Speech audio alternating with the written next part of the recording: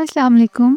क्या अच्छे आर्टवर्क के लिए या अच्छा आर्टिस्ट बनने के लिए high and expensive art supply ज़रूरी है? आज इस वीडियो में यही चेक करने के लिए मैं 2 वाटर कलर सेट्स को टेस्ट और कंपेयर करूंगी। दोनों सेट्स के स्वॉच शीट्स बनाऊंगी और फिर साइड बाय साइड दोनों सेट्स के साथ एक पेंटिंग भी बनाऊंगी। एक्सपेंसिव कलेक्शन में मेरे पास मुंगियो का वाटर कलर सेट है जो मैंने आज से 3 साल पहले 8,000 का लिया था और अब इसकी प्राइस 14-15,000 तक तो पहुंच गई है। और चीप कलेक्शन में मेरे पास ये डॉलर स्टोर के वाटर कलर्स हैं जो मैंने 270 रुपीज़ के लिए थे और सिर्फ वीडियो की खातिर मैंने इनको अब तक यूज़ ही नहीं किया, इसी तरह पैक पड़े हुए थे। आज पहली दफ़ा मैं इनको ओपन करके देख रही हूँ और जैसे ही मैंने इसको खोला तो इसके दोनों पीस बिल्कुल अलग हो गए। पहले तो मैं हैरान कि ये क्या हुआ है और मैंने इसको फिक्स करने की कोशिश भी की लेकिन ये बिल्कुल फिक्स नहीं हो रहे थे अपनी जगह पे। तो फिर मैंने इसको साइड पे रख के ब्रश चेक किया जो कि बिल्कुल ही बेकार क्वालिटी का था। तो मैंने कहा कि मैं इस ब्रश को तो यूज़ नहीं करूँगी, जो मेरे पास अपने अच्छे ब्रशेस पड़े हैं पेंटिंग वाले में वही यूज़ करूँगी इसके लिए भी।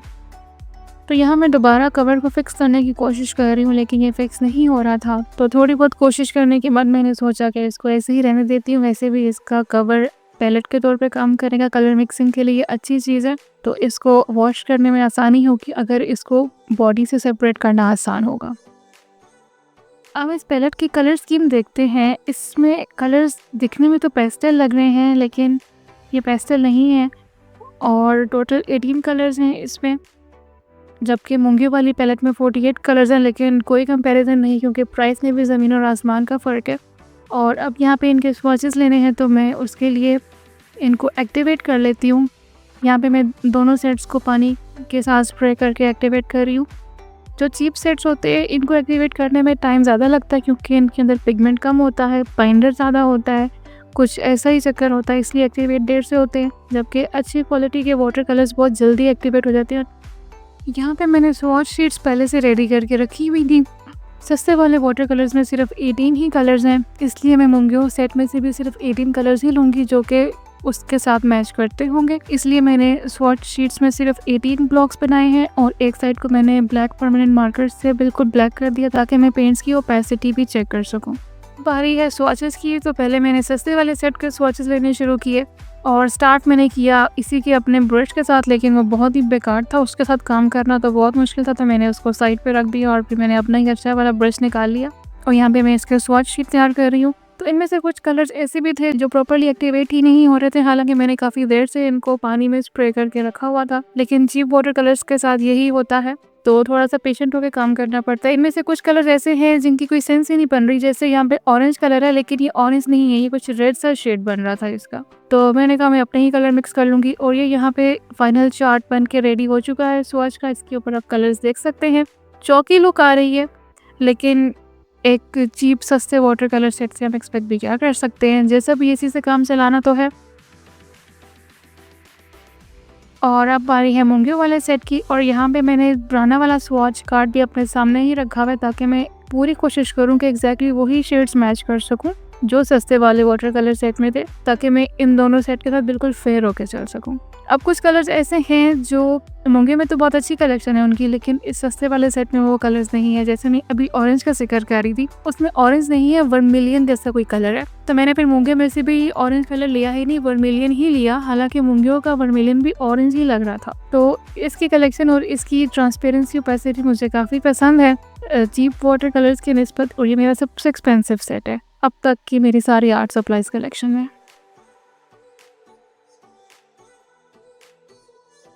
और ये दोनों सेट्स के स्वॉचेस साइड बाय साइड, इसको देख के अंदाज़ा हो रहा है कि मुंगियो वाले सेट ज़्यादा ट्रांसपेरेंट है जबकि चीप वाटर कलर्स थोड़े से ओपेक हैं और चौकी भी हैं।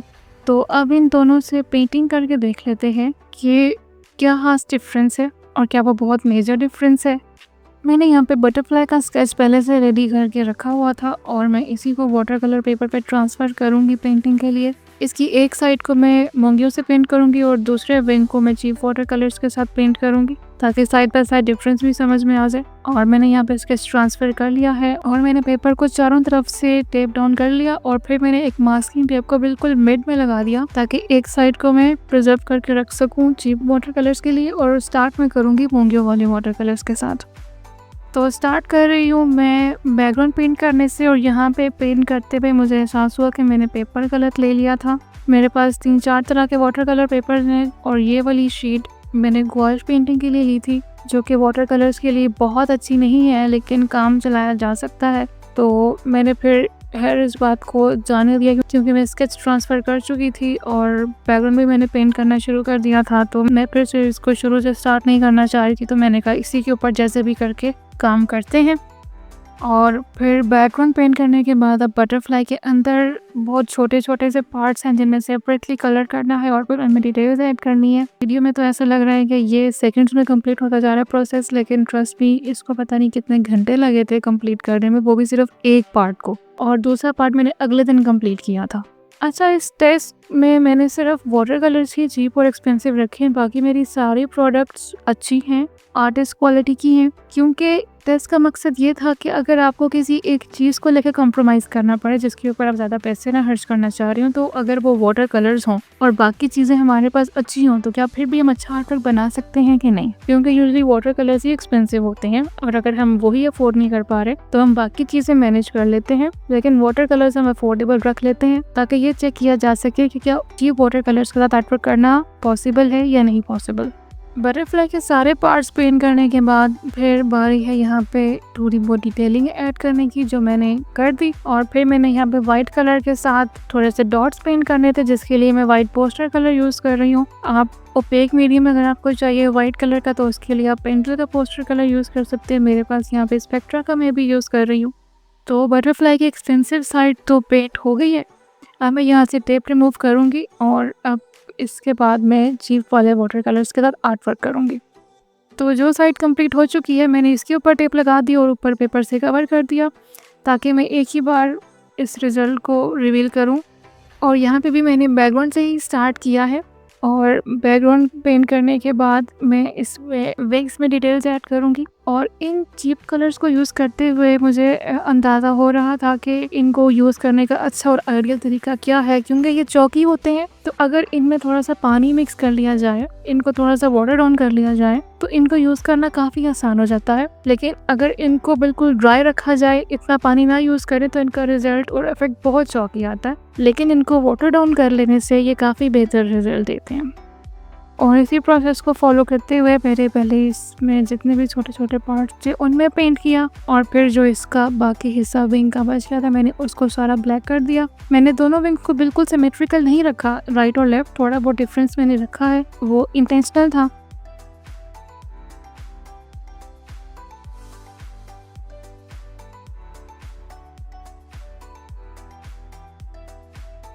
और यहाँ पे मैं डिटेल्स ऐड करने की जब बारी आई तो इसके ऊपर कलर्स इतने प्रोमिनेंट नहीं हो रहे थे, या शायद मैंने सही मिक्स नहीं किए थे।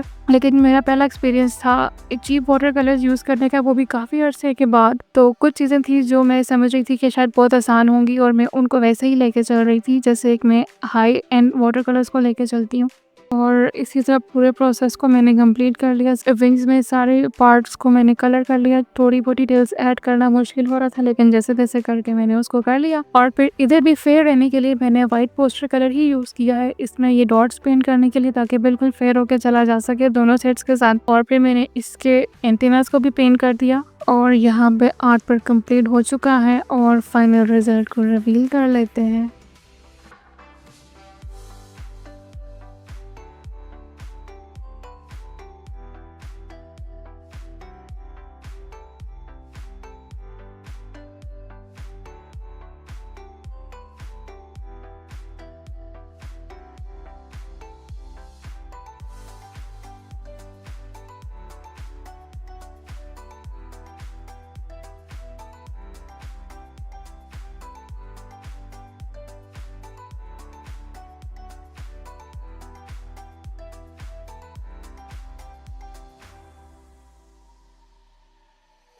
और अब मैं यहाँ पे इसकी टेप्स उतार रही हूँ, और इसको देख लेते हैं कि फाइनल लुक कैसी आई है बटरफ्लाई की। तो ये है आर्ट वर्क जो कंप्लीट हो चुका है, जिसमें 2 डिफरेंट सेट्स यूज़ किए गए हैं, और डिफरेंस प्रोमिनेंट है। समझ में आ रहा है कि ये दोनों साइड्स डिफरेंट सेट से पेंट की गई हैं।